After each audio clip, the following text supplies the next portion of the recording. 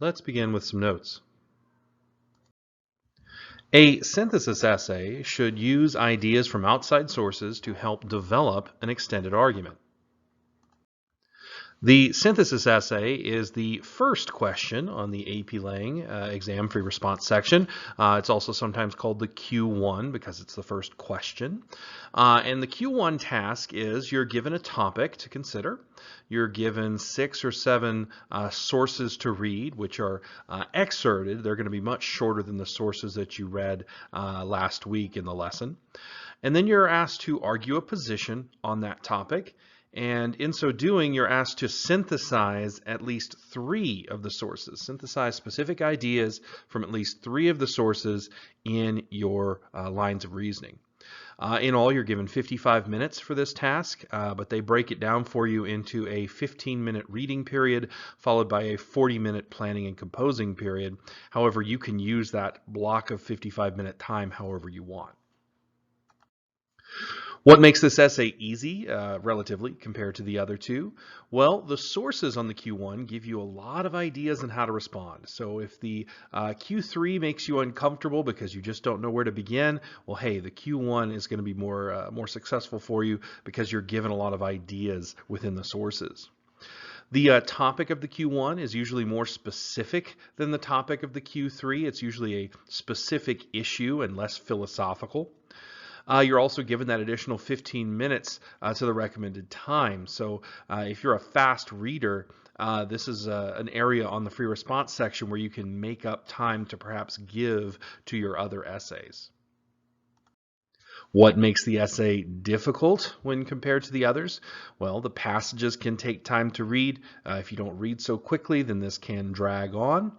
The visual text, you're always given at least one visual text. It can be everything from a political cartoon to a photograph to like a Xerox of a painting.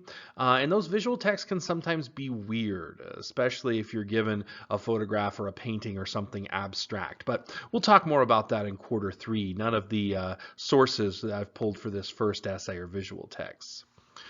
Finally, the passages can't all be treated in the same way. You can't just go along with what every single passage says, just like in the lesson last week. You have to take the time to evaluate the credibility of each passage. And again, that can take some time. This essay, the Q1, should feature, well, everything that the Q3 argument essay featured, just with the addition of specific ideas from at least 3 of the sources that are used to develop your lines of reasoning. Other than that, it's just like the Q3. I think personally the Q1 essay is pretty straightforward, not terribly complicated. However, over the years I've noticed that students have some big misconceptions about the Q1. One, they think that using more than 3 sources will help you score higher. 2, they think that you need to structure your essay around the sources. 3, they think you can only use evidence from the sources. And 4, that you have to use evidence from the sources in each of your lines of reasoning. Let's address each of those misconceptions one by one. First of all, using more than 3 sources is completely unnecessary. There are no bonus points for using 4, 5, or 6 of the sources. So just save yourself the trouble and use only the required 3. Next, you need to structure your essay not around the sources, but around your arguments. Your ideas should still be the focus of your essay. Treat those sources as ways to enhance your ideas, but your ideas should still be the star of the show. Next, you can bring in evidence that doesn't exist in the sources. Yeah, no need to limit your ideas to just what the sources say. If you know of other arguments, of other examples that aren't mentioned in the sources, you are certainly welcome to bring those in. And finally, you do not have to use sourced ideas in every single line of reasoning. Yeah, don't place those kind of artificial limitations on your writing. Think back to all the essays that we've read by professional writers. They don't have sourced ideas in every single paragraph, so you don't have to either.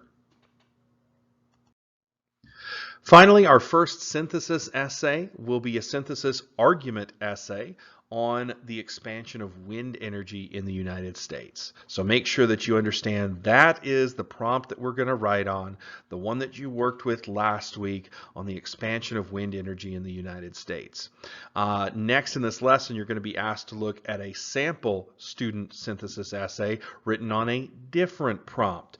Again, don't confuse that other sample prompt with the prompt that you are writing on for this essay. Your essay should be on the expansion of wind energy in the United States. All right, let's go ahead and pause the video to complete this exercise. When you're finished with the exercise, go ahead and unpause the video and we'll go over some of the responses. All right, let's look at your responses to these questions. First of all, what is the essay's thesis? Well, it's right where it should be at the end of the introductory paragraph where the student says, however, what these critics fail to realize is technology's ability to drastically improve the efficiency and effectiveness of education, which, with a little bit of foresight and discipline, can far outweigh the risks of distraction. Number 2, what does the first line of reasoning argue? What sources, if any, are used in this line of reasoning? Well, looking over at the essay, we see that the first line of reasoning is all about arguing that using technology in the classroom makes learning more effective. It's the first part of that, actually the second part of the thesis technically. It says efficiency and effectiveness, so the first line of reasoning actually goes a little out of order there and talks about effectiveness first.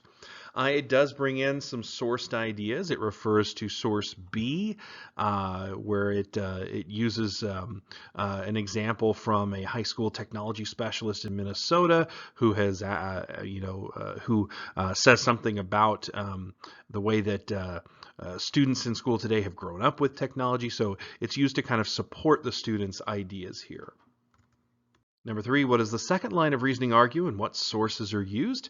Well, in the second line of reasoning, we have, let's see, body paragraphs 2 and 3, which both deal with how technology makes learning more efficient. Yeah, the second body paragraph there improves the efficiency of learning. The paragraph mainly argues how it's a time saver and students can actually learn more within a class period. Whereas that third body paragraph talks about another issue of efficiency, how it can just make students completing schoolwork more efficient. Each of those paragraphs uses a different source to kind of back up its ideas. The second body paragraph refers to source A and how it's easier to distribute learning materials using things like iBooks and laptops, or what we would use like iPads today. It's important to understand that this prompt came out back in 2010, so it was before tablets and before really smartphones were just barely around. And then in that third body paragraph, he refers to source D, which deals with, which again is used to support the students' arguments, how students are just used to word processor programs rather than handwriting, that sort of thing. So once again, we have two different sources used here, and they're both used to support the students' argument in the line of reasoning. Number 4, what does the third line of reasoning argue? What sources are used? So the third line of reasoning would be the fourth body paragraph, the fifth paragraph overall, which argues that contrary to what some argue, using technology in the classroom will not create distractions or lead to students getting distracted or harmed by seeing content they shouldn't see. And once again, the student does reference a source here. So here's an example of a student who has gone above and beyond needlessly to include a fourth source here, which is fine if you do that. It's just don't waste time doing it here. This time, however, they've included a source as a counter argument. Yeah, talking there in the beginning how this guy, David Galertner, claims that the internet propagandizes relentlessly. So basically, this guy has warned against how there's no quality control, that is all unfiltered, and that could ultimately be a problem in the classroom. But the student then refutes that by saying that While it's true that educators can't control what students do or see, the lack of artificial regulation could actually help students, make them more critical consumers of information, and so on and so forth. So that's how the student uses a source as a counter argument and then refutes it with their own argument. And finally, question 5, in which line of reasoning does the essay rebut and refute a counterargument? Well, I just said it there. It's in that paragraph 5, the fourth body paragraph there, where he references source E as a counterargument and then refutes it.